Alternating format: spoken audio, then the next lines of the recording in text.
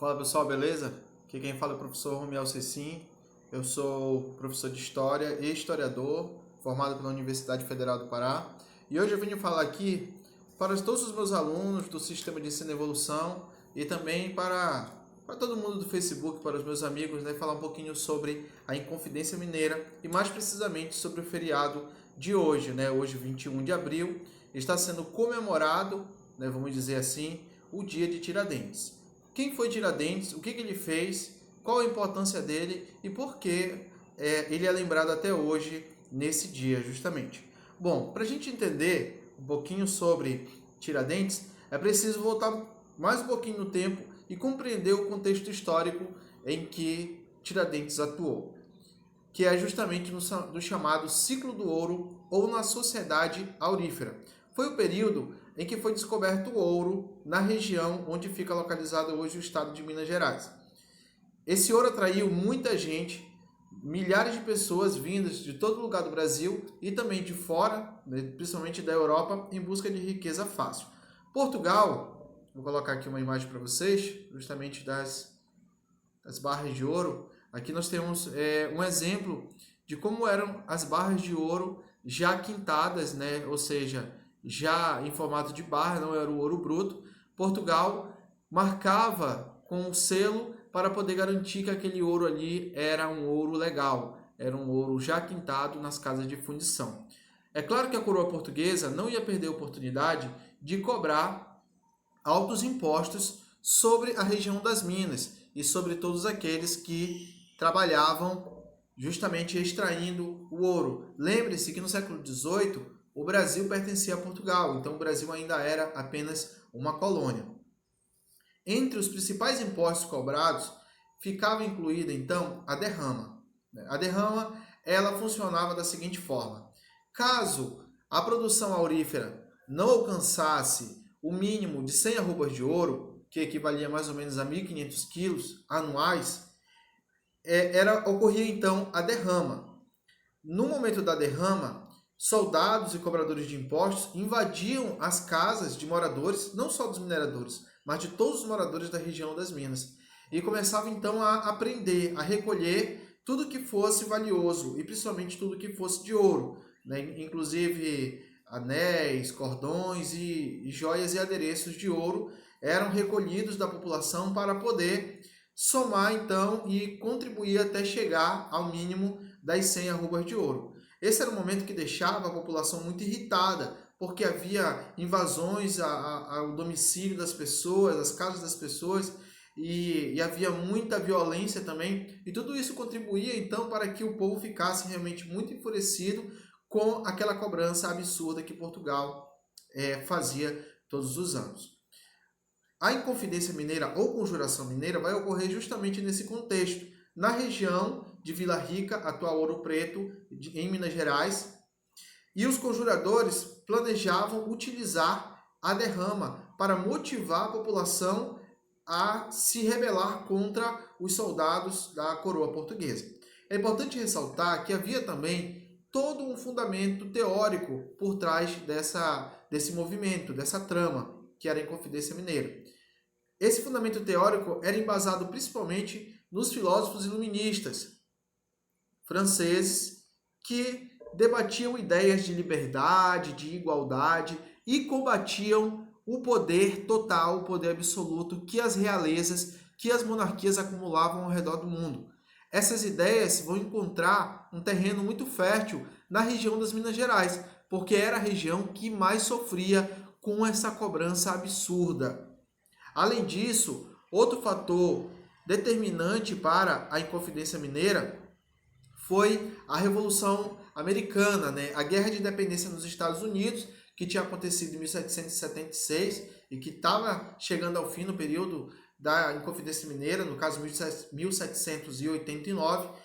Essa revolução, essa Guerra de Independência dos Estados Unidos provava que uma colônia podia lutar e obter a sua liberdade, a sua autonomia, conseguindo se desprender totalmente da sua colônia. No caso, os Estados Unidos conseguiu sua independência da Inglaterra e o Brasil, ou melhor, a região das Minas, via então como um espelho, um exemplo a ser seguido.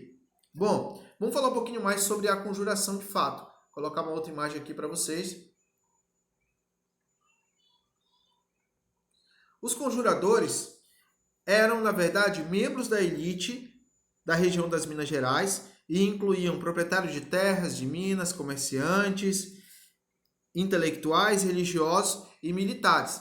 Esse é um ponto importante. Essa bandeira aqui, ela foi elaborada justamente pelos conjuradores, né, que estavam conspirando contra a coroa portuguesa.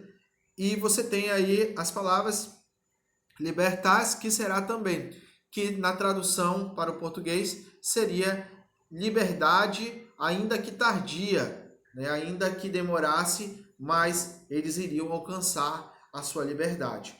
Os conjuradores, como eu falei, eles eram, em sua maioria, pessoas da elite. Eram pessoas que tinham condições financeiras, eram intelectuais, eram religiosos, proprietários.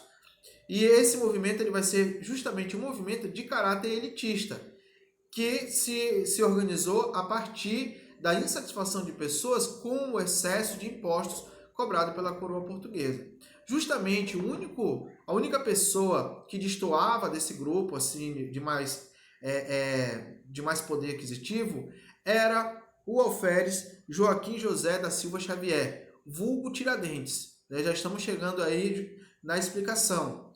Tiradentes era o apelido desse cara. Ele era um alferes, significava um soldado raso. Ele era o soldado de mais baixa patente, menor patente que havia no exército brasileiro.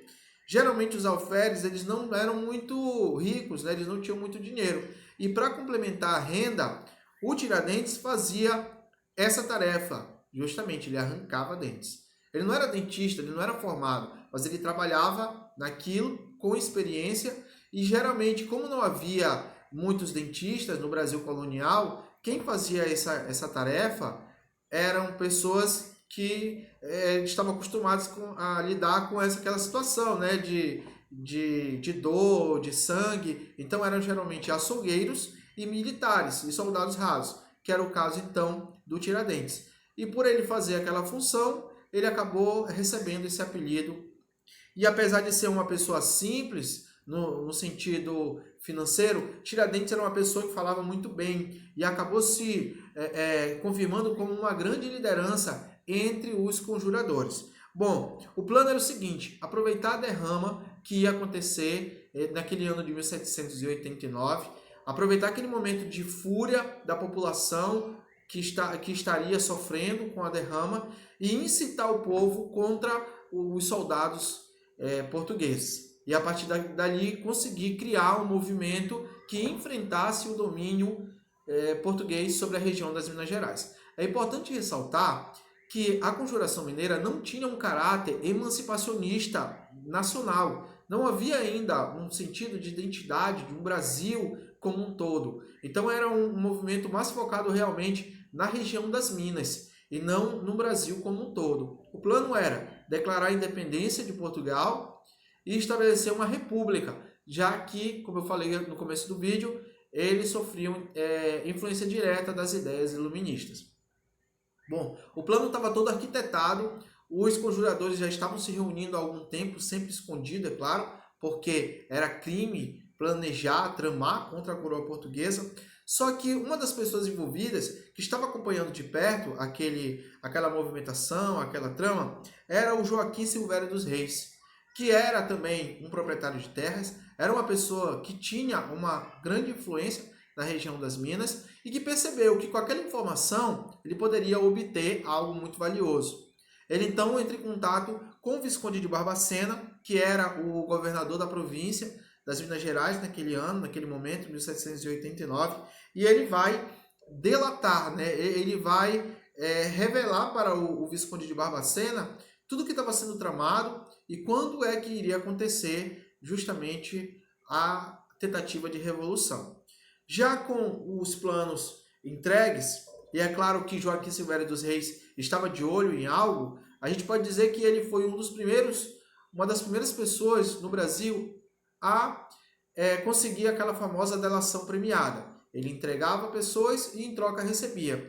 Ele pediu valores em dinheiro além de um encontro com o rei de Portugal e também o perdão de todas as suas dívidas com a coroa. Não se sabe exatamente se ele alcançou todos os seus objetivos, mas o certo é que ele entregou os conjuradores, que foram aos poucos sendo caçados, sendo perseguidos e sendo finalmente presos pelas autoridades portuguesas. Eles foram enquadrados no crime de lesa majestade, que era um atentado contra o rei, um crime contra a coroa portuguesa, um crime gravíssimo.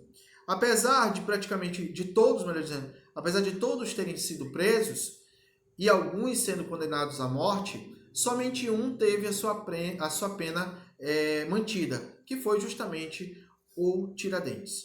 Todos os outros receberam penas mais leves, foram para a prisão, foram para o degredo, né, expulsos do Brasil, mandados de volta para Portugal ou outras regiões, inclusive para a África. Os religiosos envolvidos voltaram para os conventos e lá ficaram confinados, e realmente o único que recebeu a pena maior, a pena máxima, foi Tiradentes.